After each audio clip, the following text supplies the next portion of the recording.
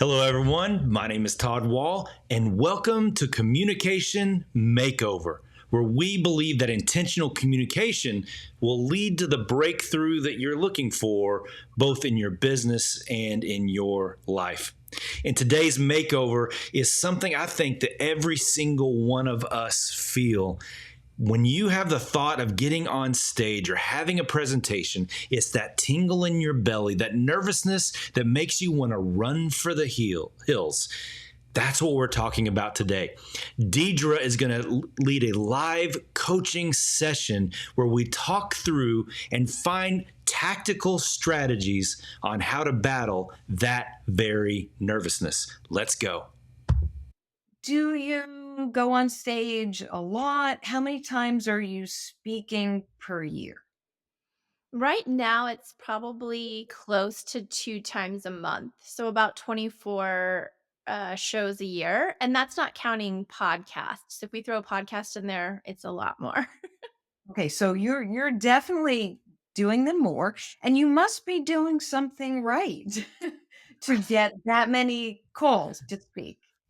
Yeah, I think the material's good. I trust, from my experience that the material's good and that I give tactical and practical ideas, but I would love to be more confident because I have gotten some speaker feedback that's talked about my voice or talked about, things, as far as, like, the presentation, like, myself goes, the confidence. So I just wanna do a better job of feeling confident, and I mean, we all know this, right? When you're confident, other people can tell, and I just wanna get to a place where instead of feeling like I wanna run away from the stage right before I get on to, like, getting on and being like, "Yes, we're gonna crush this together." Is it the stage experience itself? Is it the environment that you go into? Or does something happen within you even long before you step out onto the stage? I think it's just I get, nervous when I get on stage in front of a lot of people. The biggest event that I spoke at this year was, I think, 3,000 people in the audience, and is just nerve-wracking. When it's a small group of people, I feel much more confident. When it becomes, like, a larger stage with a lot of people and the lights and everything, I think I just let my nerves take over. Okay. And how do you prepare for whether it's a small group or it's a large group? Walk me through what you do right before you speak. Mostly, I try to pick out the talking points so I can tell a story or kind of arc a story or weave a story throughout the presentation. So, sticking those, talking points, trying to remind myself to slow down, which is hard in the moment, way easier said than done, and, just trying not to let the nerves take over my throat. You know, sometimes when you get Mhm. nervous, you get a little verklempt in your throat kind of, like, wants to close up on you and you sound even squeakier. That trying to manage that. Does that happen, Brooke, when you're in other situations, or is it only on stage? Because I've been with you on podcasts, live streaming, and I don't recognize that happening. So when does that happen?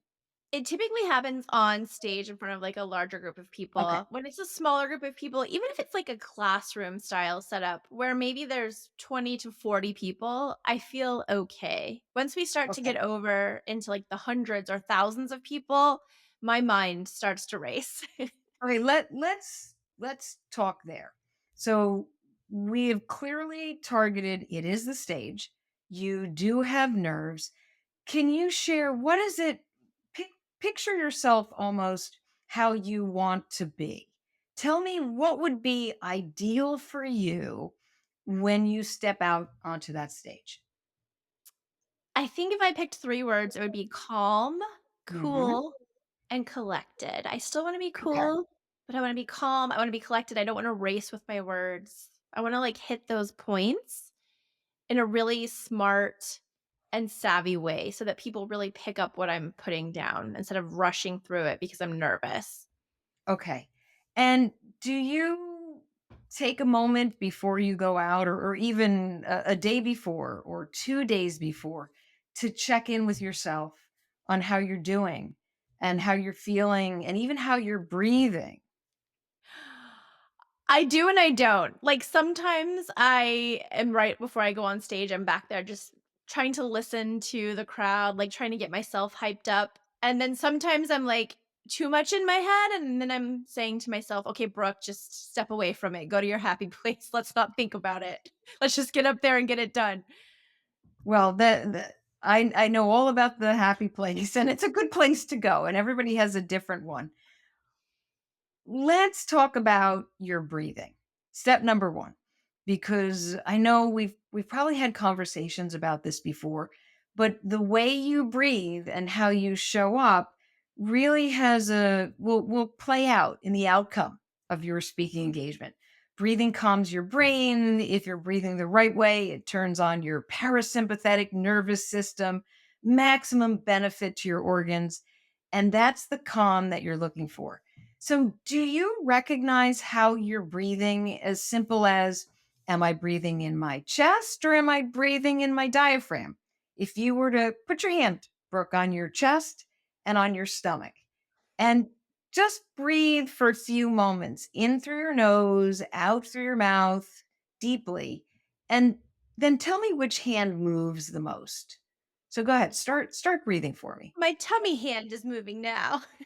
Okay, that's the Yeah. hand that you want to move, but something tells me that that's belly breathing. It means the air is in your diaphragm and you're getting maximum benefit to your brain. But right before a speaking engagement, if you're not conditioning yourself to be belly breathing, then you're breathing in your chest.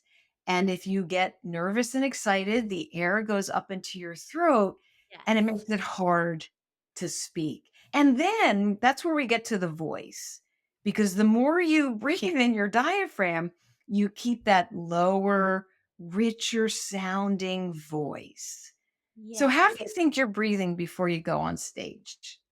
Definitely not through my diaphragm. I'm probably breathing up here. I don't know, if you can do neck breathing, that's probably where I breathe. Okay. Well, neck breathing, unfortunately, is a thing. But when we throat breathe, we spray our words, and it doesn't sound good, and it can be annoying to audiences when people Mhm. are listening. So that's why even long before your speaking engagement starts or your next one, you want to check in and ask yourself, how am I breathing? And that's as simple as starting to breathe, feeling the air go in through your nose and out through your nose, recognizing it's in your diaphragm, and then saying, just to make sure you're fully present, this is what I do to get present. I say, what do I see? What do I hear? What do I smell? What do I feel? I'm sitting in a chair right now. My feet are on the floor. My elbows on a table. I can feel it. That Right. gets you really tuned in. Have you ever tried that? No, never. I'm just so busy trying to make myself not nervous that I don't do any of these things. So I feel like if I could get into the routine of having a routine, it's like Pavlov's response, right? I'm training myself when I hear the bell or when I start the breathing Mm. exercises that I go into like a different state. Right. And you wanna have practice getting into that state, because the more you practice, how you whatever you're feeling before you go out on stage is what plays out on Yeah. stage. So if you can get to a place of alignment, and this breathing, believe it or not, it affects the sound of your voice.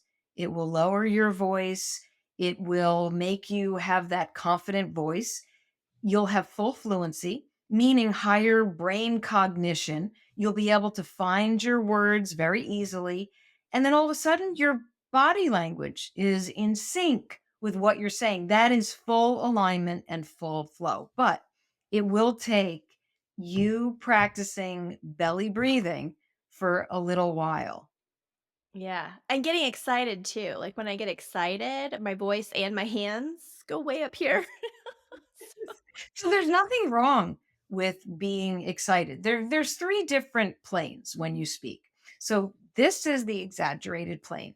And if you want to share something really big, you go up here. But you can't be up there all the time. You want to be between the chin and the waist, and that's the truth plane, where your hands are open and they're relaxed. And usually, when you're breathing properly, it's a lot easier to be in the truth plane.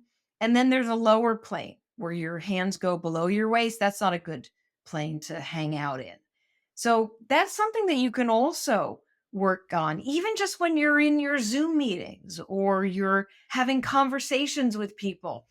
Where are my hands? What are they doing? But there's a series of things that you want to do beforehand and get into practice. And even as far as, remember how I said, what do you see? What do you Mhm. visualize? Do that beforehand. Start a few days early and think about this speaking engagement and how do you want it to play out? Close your eyes and see yourself walking onto that stage and see the people. They're smiling. They're championing you. They want to hear you said you have good content, great tips and takeaways. If you can picture that kind of value in your mind where you're happy to present and they're happy with the information, visualize that. Your brain doesn't know the difference between what's past, present, or future. It just knows what is. That will play out. That will help you to feel more comfortable. Can you see the makeover beginning to happen right in front of our face? Stick with us. We will be right back with more.